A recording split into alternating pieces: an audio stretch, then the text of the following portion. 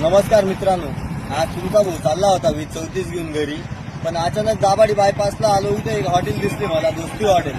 चला म्हटलं ही दोस्ती हॉटेलला भेट देऊ आपण. काय काय डिश आहे, काय काय नाही बघू म्हटलं. चला मी पण तुम्हाला दाखवतो, मी पण जातो तिथे, बघतो आपण काय काय डिश आहे, काय काय रेट आहे, काय काय नाही तुम्हाला सांगतो मित्रांनो.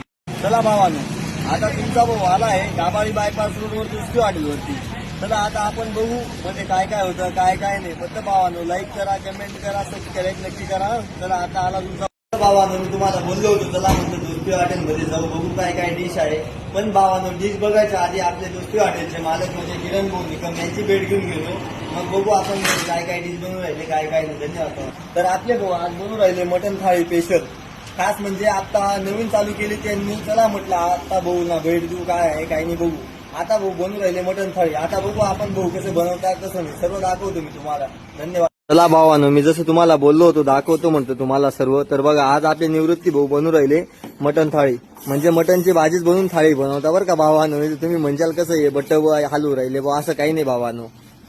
भावानो मी जसं तुम्हाला बोललोच होतो चला म्हटलं दोस्ती हॉटेलमध्ये तुम्हाला दाखवतो काय काय थाळी आहे, काय काय डिश आहे, काय काय नाही.